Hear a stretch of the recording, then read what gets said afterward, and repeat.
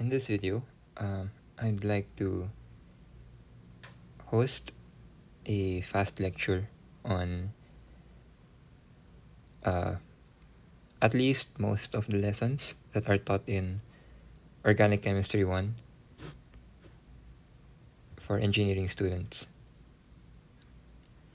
Alkyl halides is only the 7th chapter. We still have chapter 8, chapter 9. So a total of 9 chapters, but personally, when I was preparing for the exam, I did not prepare for chapter 9 anymore. It was introduced during the finals week, and I just couldn't have the time to study it anymore. And yeah, good thing the final exam, didn't really cover too much on the said chapter 9. I believe that's about alcohols and ethers, stuff like that. I also want to remember something important on functional groups. What does amide look like?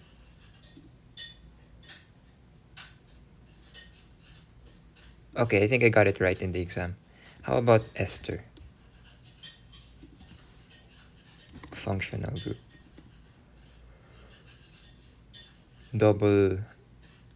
How about ether? ROR. Okay, I think I'm safe. Yeah. I also didn't study functional groups enough, but I think I got the figure right in one of the questions. Okay, let's actually officially begin.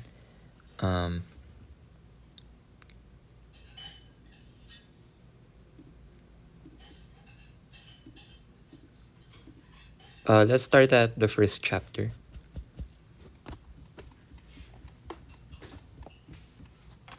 Okay. So, molecular geometry. Is the stylus too thick? Okay.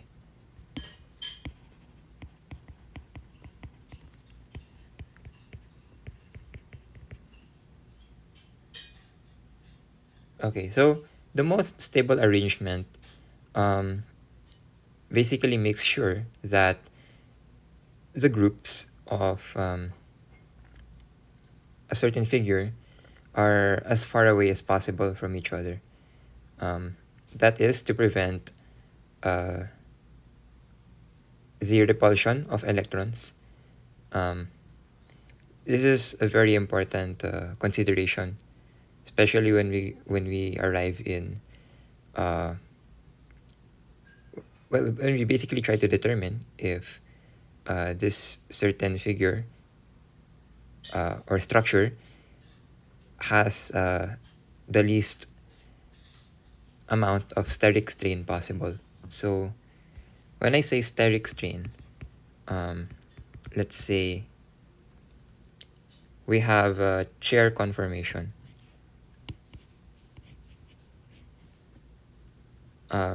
We have axial positions. We also have equatorial positions. So basically, when the big groups, for example, methane, are located in the equatorial position, you're able to prevent as much steric strain as possible. And for cyclohexane, this is actually the most stable configuration. This is called the chair conformation. No, not chair. Yeah, chair conformation. Both conformation is something like this. I think that's what you go through first when you transition from either this to this, or vice versa, if my understanding is correct. So, back to molecular geometry. We ought to follow, therefore, the VSEPR theory, or VSEPR, valence shell electron pair repulsion theory.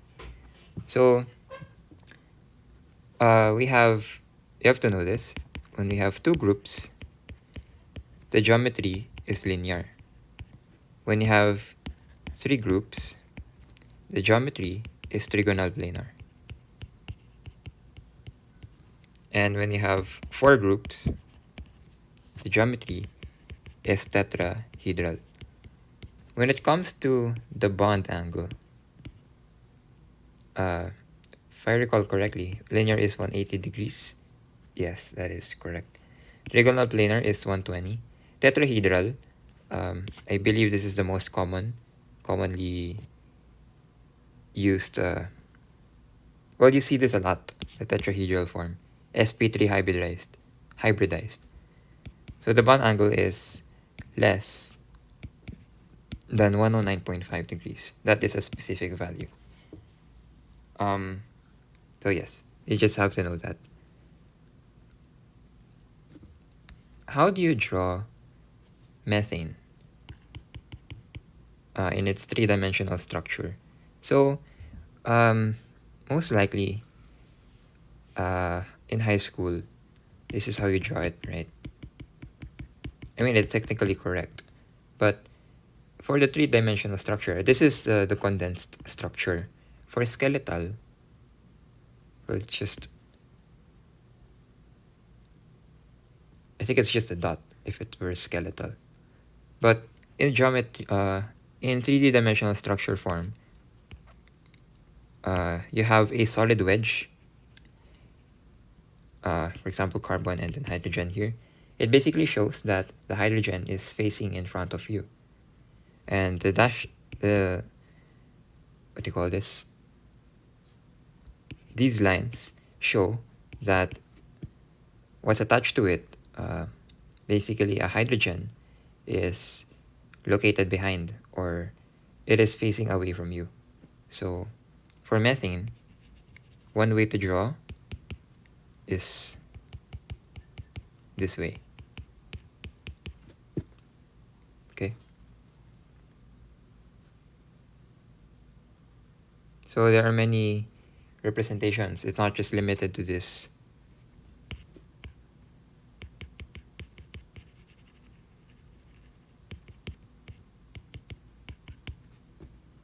So that's another way.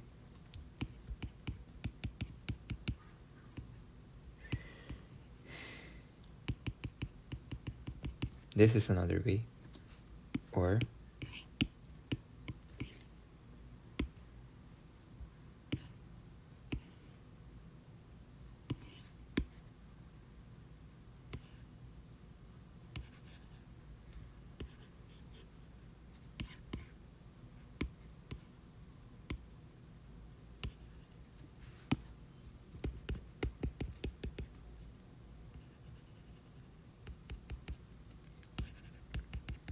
yeah, shortcuts didn't work.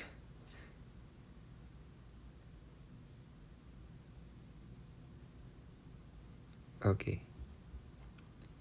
Let's move on already to, okay, so condensed structures, you already know. It's basically drawn this way.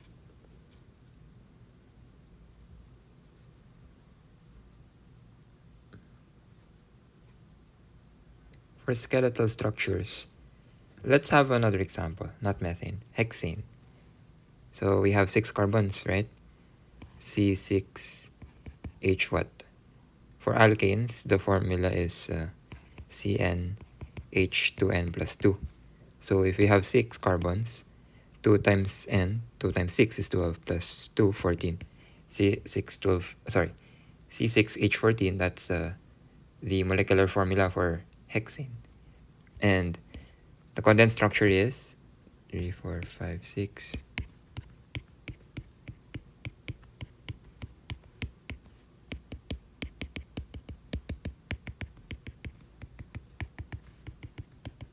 So you get the idea. It's just hydrogens everywhere, surrounding the carbon atoms.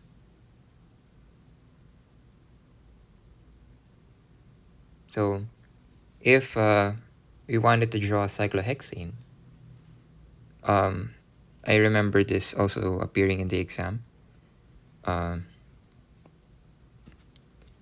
If this is the molecular formula for an alkane, for a cycloalkane, it's CnH2n H2N. That's it.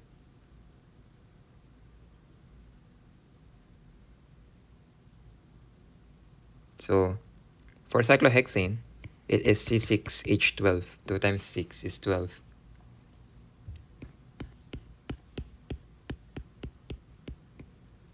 So cyclo,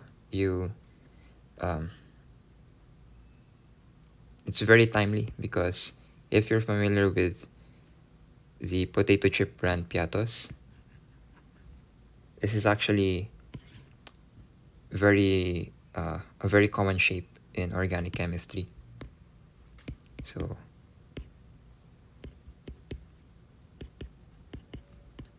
just make sure that for each carbon, it has 4 connections, no? 1, 2, 3, 4. So this is the condensed structure.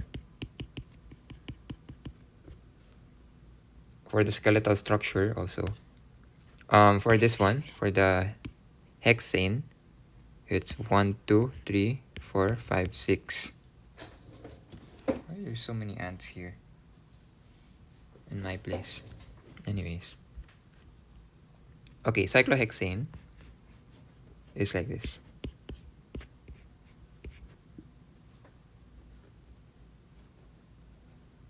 Okay. Hybridization.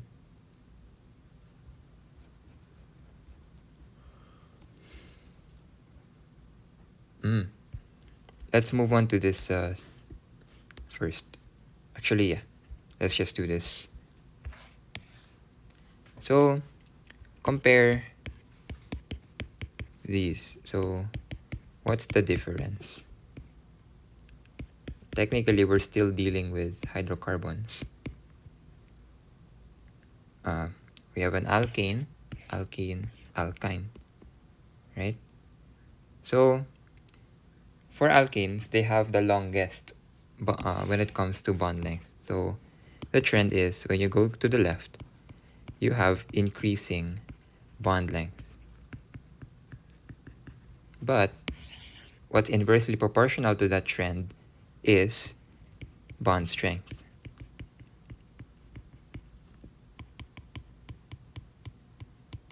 Okay. So I think I mentioned earlier that, by the way, the reason why I introduced the angles, I just want to show you, this one is actually 180 degrees. This one is 120 degrees. This one is less than 109.5 degrees. Okay. This one is tetrahedral. This one is trigonal. This one is what?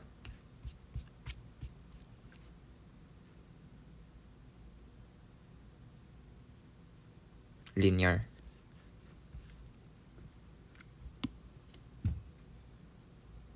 So CSP3, sp2 hybridized, sp hybridized. That's how you're supposed to remember it.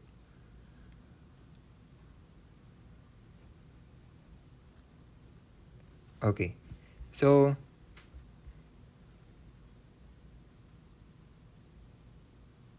when you move to the right, you're increasing the bond strength, right? It also at the same time causes for the bond length to decrease, and at the same time, %S character increases. So for sp3 hybridized, that's 25% S character specifically. For sp2 hybridized, that is 33% S character. For sp hybridized, that is 50% S character. Those are specific figures. Let's move on to electronegativity. The trend in the periodic table, it goes to the right and going up. So the most electronegative atom is fluorine. Okay. How about when it comes to bond polarity?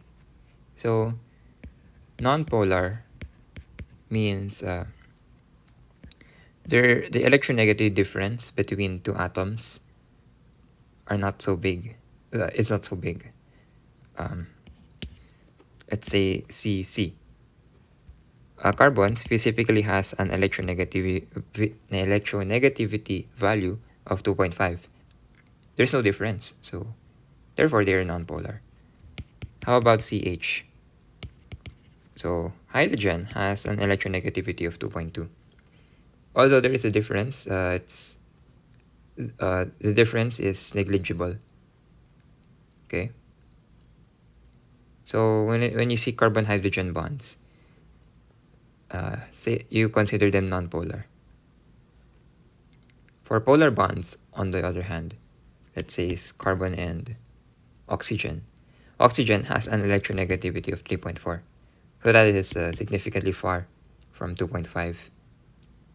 So in that case, since oxygen is more electronegative, it desires to have more electrons. It takes from carbon. Therefore, you put this arrow to show that idea. And when you draw transition states, since oxygen is more electronegative, you put partial negative charge on top of it. And carbon, so after it is, after it lets its electron go for oxygen to have, it becomes partially positive. By default, carbon, when it is connected to 4 figures, is neutral.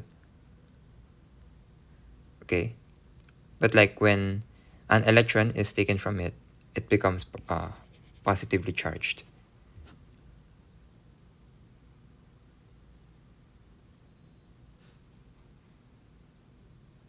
I remember. One question asked, is N2 a nonpolar covalent?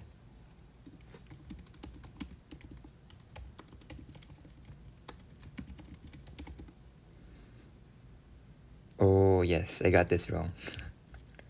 Yep, I got it wrong.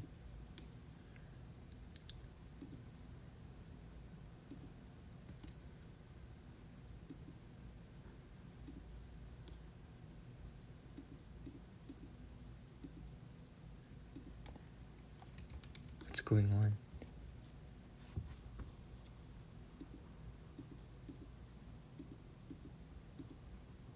What?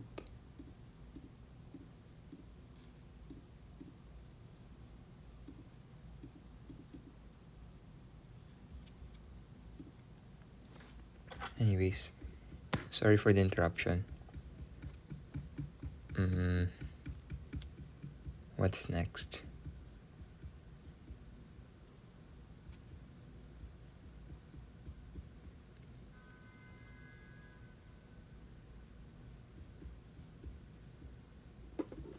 So let's apply that concept to water specifically and CO2, carbon dioxide. So hydrogen can only bond to one, right? But like oxygen is more electronegative. So hydrogen atoms are partially positive. What's partially negative is oxygen. Therefore, we have a net dipole. So we say that there is a polar bond. At least one. It could be more. So in the case of carbon dioxide,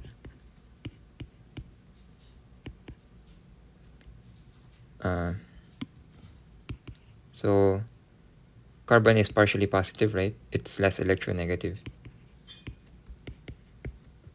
When we see this, when we see these arrows going away from each other, exactly the opposite of what's happening here, we can conclude that the bond dipoles cancel. So there are no polar bonds in this case. So yeah, that's it. That's a fast track for chapter 1. Chapter 2 coming soon. Again, this is chapter 7. I covered it in A3 paper, so yeah. The most interesting that I'd want to teach is chapter 6. That's basically an introductory lesson to the heart of organic chemistry, which is basically just about chemical reactions. Everything else that we're doing right now is just a recall. Usually, I've already been taught in senior high school. And yeah, that is true. Several concepts that I've just taught here are actually from senior high school. So it shouldn't be so difficult right now, just yet. Okay, see you.